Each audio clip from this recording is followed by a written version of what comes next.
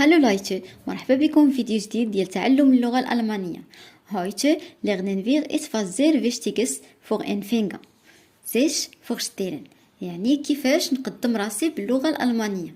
إلا بغيت نقول بالألمانية أنا كنقدم راسي كنقول ich stelle mich vor.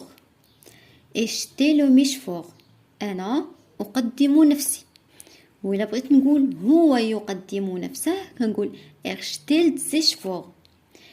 stellt sich vor. Also, was sagen wir auf Deutsch, wenn jemand fragt? شنو غنقولوا بالألمانية إلا سولنا شي شخص هاد الأسئلة اللي هما شنو سميتك، شحال في عمرك، منين جيتي، وفين ساكن، وشنو هي اللغات اللي كتكلم بها. هادشي هو اللي غادي نشوفوه ان شاء الله في هذا الفيديو. نبداو باول فقره اللي هي دير نامي. الا بغيت نسول شي واحد ونقول له شنو سميتك، عندي جوج ديال الطرق باش نسولو. الطريقه الاولى اللي هي انفورميل، والطريقه الثانيه اللي هي فورميل. شنو هي انفورميل؟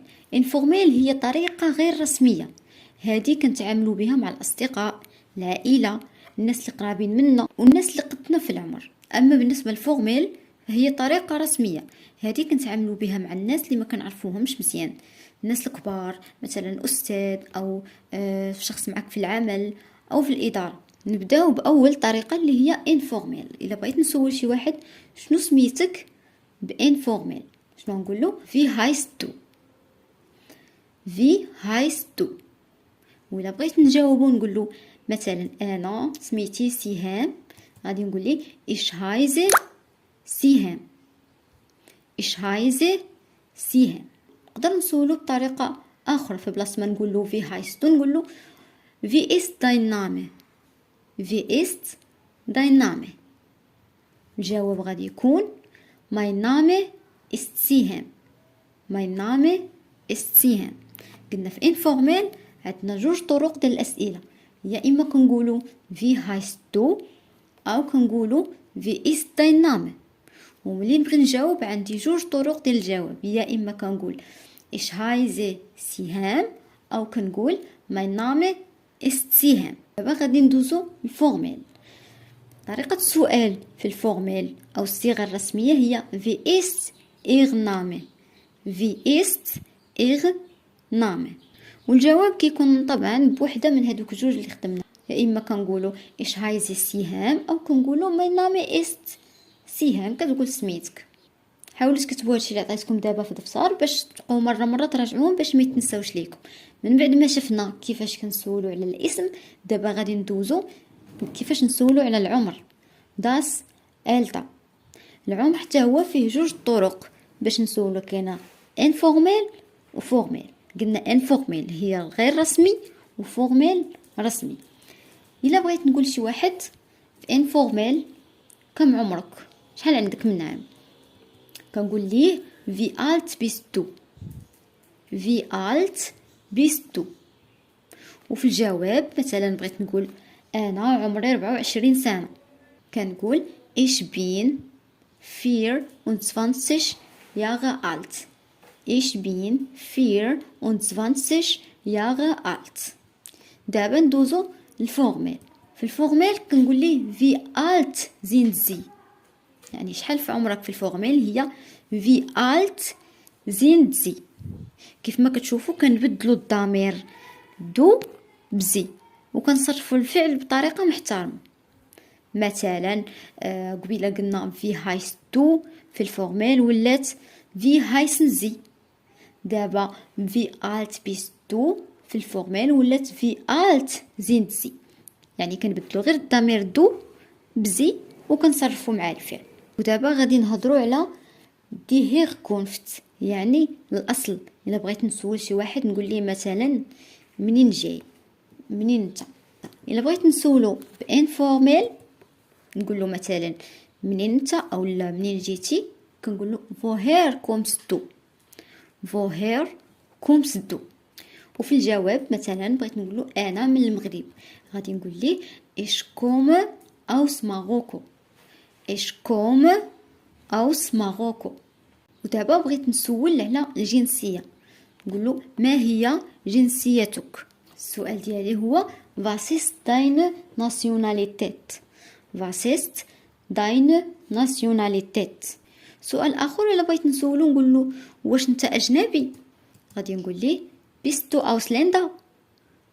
bist du Ausländer. ولا مثلا بغيت نسول شي واحد نقول له واش انت من المغرب، السؤال هو kommst du aus Marokko. kommst du aus Marokko. اما الا كنا في موقف رسمي فالسؤال غادي يكون هو woher kommen Sie. woher kommen Sie يعني من اين انت. woher kommen Sie. من بعد die Herkunft غادي نلقاو der Wohnort يعني السؤال عن السكن. إلا بغيت نسول شي واحد نقول له مثلا فين ساكن، أين تسكن، غنقول ليه wo wohnst du. wo wohnst du فين كتسكن. في الجواب مثلا بغيت نقول له أنا ساكنة في فاس، غنقول ليه ich wohne in Fes. ich wohne in Fes. أما في الطريقة الرسمية فالسؤال كيجي على الشكل الآتي اللي هو wo wohnen Sie. wo wohnen Sie.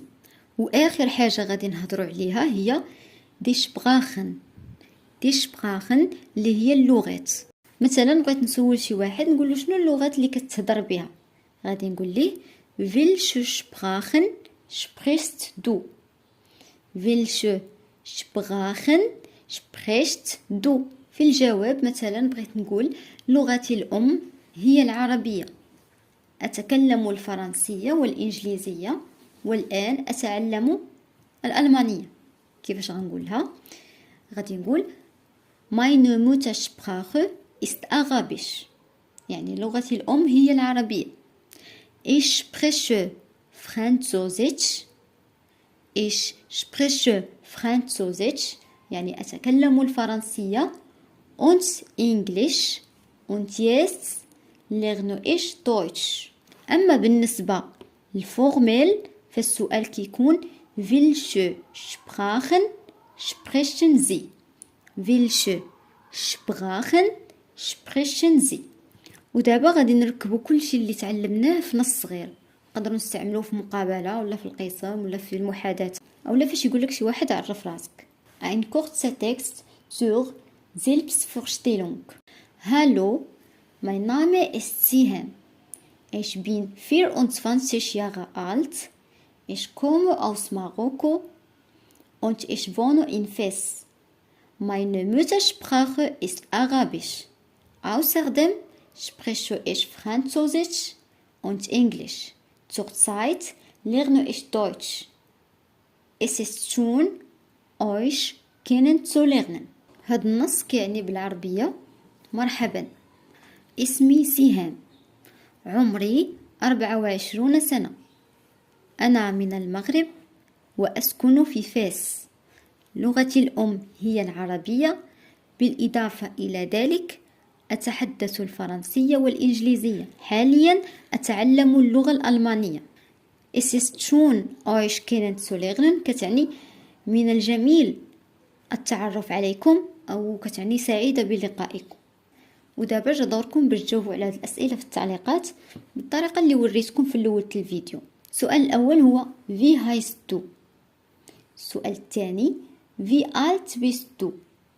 السؤال الثالث woher kommst du. السؤال الرابع wo wohnst du. والسؤال الخامس welche Sprachen sprichst du. حاولوا تجاوبوا على هذه الأسئلة في التعاليق وكتبوا لي فقرة صغيرة كتعرفوا بها براسكم، ومن بعد صيفطوا عليا في التليجرام، الرابط غادي تلقاوه في الوصف تحت الفيديو وانا نصحح لكم الا كانوا شي اخطاء. وتال هنا غادي نكونوا سالينا الدرس ديال اليوم. شكرا بزاف للمتابعه ديالكم. الى عجبكم الفيديو ما تنساوش ديروا لايك واشتراك في القناه باش يوصلكم كل جديد. تشوس bis zum nächsten Mal.